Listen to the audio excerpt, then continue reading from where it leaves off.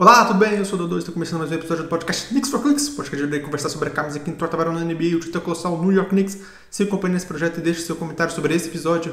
Hoje iremos falar de mais uma vitória do Knicks em cima do Celtics. O raio caiu duas vezes no mesmo lugar. Ninguém acreditava que o Knicks podia vencer o Celtics uma vez. Todo mundo pensou, isso é a vaca em cima da árvore. E não foi que o Knicks venceu o Celtics de novo? Nessa quarta-feira, dia 7 de maio, o Knicks venceu por 91-90 o Celtics lá em Boston e abre 2-0 na série em mais um jogo maluco para analista de basquete, porque novamente o Celtics pareceu bem melhor que o Knicks e no final o Knicks saiu com a vitória. Realmente é muito difícil de explicar essa série sem saber o que eu falo sempre. A camisa do Knicks entorta varal. Só brincando, gente. Porque foi realmente um jogo assim, muito difícil de acompanhar, porque o Knicks jogou muito, mas muito mal. No primeiro quarto, o Knicks fez o pior quarto que ele fez nesses playoffs. Foi um quarto completamente horrível em que o Knicks não acertou nada, nem na defesa, nem nos arremessos, vários turnovers. O Hart e o Jalen Brunson errando demais, eles não jogaram bem nesse primeiro quarto. O Hart teve até uma boa partida em pontos, mas nesse primeiro quarto ele estava muito mal. E o fato do Jalen Brunson jogar mal a partida inteira fez com que o Knicks precisasse de pontuação de outros jogadores, mas os outros jogadores também estavam muito mal. O Michael Bridges não acertou nada nesse primeiro quarto também. Vou citá-lo porque ele vai ser uma das estrelas do jogo, né, nessa vitória do Knicks, mas nesse primeiro tempo, tanto no primeiro quarto como no segundo quarto, o Bridges não acertou um arremesso. Quem conseguiu manter o Knicks vivo no jogo foi o Towns. O Towns conseguiu pontuar bem, conseguiu levar vantagem nos mismatches, mas mesmo assim, mesmo o Towns mantendo o Knicks no jogo, nunca pareceu que o Knicks abaixava a diferença de verdade. A diferença nunca abaixava ali da casa dos 10, 8 pontos, e sempre que o Knicks tinha chance, conseguiu uma boa defesa, pegava a bola para diminuir a diferença para 5 pontos, errava o arremesso, fazia um turnover. Então, no segundo quarto, em que o Towns conseguiu manter o Knicks vivo no jogo, não manteve assim realmente perto. O Boston sempre teve o controle da partida. Mas uma coisa muito interessante que deve ser dita, o Boston não jogou bem essa partida também. E por isso me deu muito medo, e por isso os analistas não vão saber explicar, porque o Boston estava mal, continuou arremessando mal igual no primeiro jogo, e mesmo assim, jogando mal, abriu uma larga vantagem de 16 pontos nesse período contra o Knicks.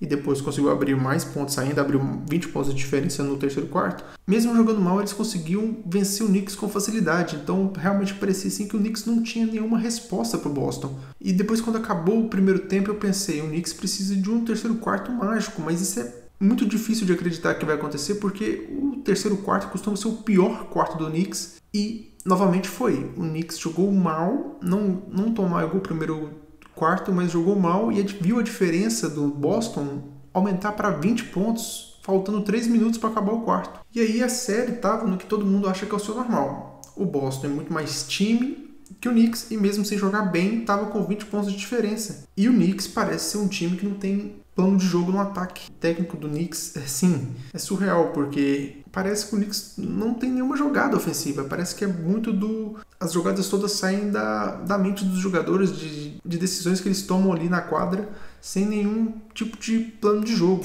Então parecia que aquela vitória do Knicks no primeiro jogo realmente foi o elefante em cima da árvore.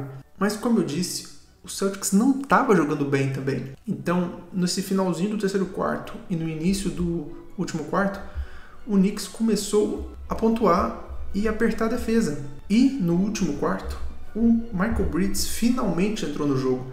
Ele acertou o primeiro arremesso dele no jogo nesse último quarto e comandou o ataque do Knicks praticamente sozinho nesse último quarto. E a diferença foi abaixando. E como eu já disse antes de começar a série, o que o Knicks precisa fazer para conseguir derrotar o Boston é deixar o jogo vivo nos últimos 5 minutos, porque aí a gente tem o jogador mais decisivo do planeta, o Jalen Brunson.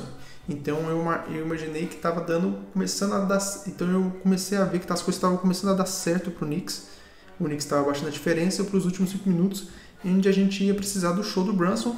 Só que esse show do Brunson não aconteceu. O Brunson jogou mal a partida inteira. Mas aí, na marra, o Knicks foi lá e conseguiu virar esse jogo no fim, com arremesso decisivo do Brunson, com sexta e falta do Towns, com vários arremessos do Bridges, como eu falei, foi o melhor jogador do último quarto. O Knicks virou o jogo no fim, mas aí na última posse de bola do Boston, depois de um período de tempo, o Boston fez uma jogadinha ali que deixou o Tatum completamente livre, a defesa falhou e o Tatum foi para a enterrada, virando o jogo para o Celtics, 90 para o Celtics e 89 para o Knicks. Só que aí o Knicks teve a última posse de bola, a bola foi para o Brunson conseguiu arrumar uma falta do Jrue Holiday e acertou os 2 lances livres, dando aí então a última posse de bola do jogo para o Boston Celtics. E nessa última posse de bola, meu Deus, uma grande jogada defensiva do Mitchell Robinson e do Michael Bridges em cima do Tatum, que deram um toco em cima do Tatum. O Michael Bridges deu um toco nele, pegou a bola, jogou para cima. Vitória do Knicks, o raio caiu 2 vezes no mesmo lugar. O Knicks conseguiu fazer 2-0 contra o Boston, jogando as 2 partidas em Boston. Eu vou dizer que esse é o melhor momento da minha vida como torcedor do Knicks. Sim, foram 2 jogos maravilhosos de assistir, ver o Knicks virando essas partidas, derrotando um time que foi claramente superior a gente em todos os momentos da temporada. Então foi realmente incrível. Estou em êxtase, eu tive até que esperar alguns minutos para gravar esse podcast, porque foi realmente um momento, sim, maravilhoso para quem torce para o Knicks. Antes de encerrar esse podcast, eu devo dizer que o Mitchell Robinson foi um herói silencioso da noite, porque ele jogou muito bem na defesa e a presença dele alterou arremessos do Boston o jogo inteiro, inclusive na última posse de bola contra o Tatum. Então, ele é um jogador assim muito limitado no arremesso, tanto que ele está sofrendo um hackeamento aí que estão fazendo falta nele de propósito para ele bater lance livre e ele deu um airball de lance livre hoje. Mas na defesa ele se garante, na defesa ele mostra porque ele é importante para o Knicks. O Knicks jogou a temporada inteira quase sem ele e o time do Knicks parecia perdido, parecia no limbo, e a gente, torcedor do Knicks, pensava, olha, a volta do Mitch pode mudar as coisas, a volta do Mitch pode melhorar a situação do Knicks, e aconteceu. A presença dele realmente melhorou o Knicks, porque agora o Knicks tem uma possibilidade de esquema defensivo para colocar em quadra, e conseguiu colocar o Mitchell Robinson na última posse de bola em quadra, e ele defendeu muito bem o Tatum, então ele foi o herói silencioso da noite. O Knicks volta a enfrentar o Boston agora em Nova York no sábado, e eu espero vocês lá. Vamos ver se o Knicks consegue fazer o raio cair 3 vezes no mesmo lugar. Eu fico por aqui. God bless e good night.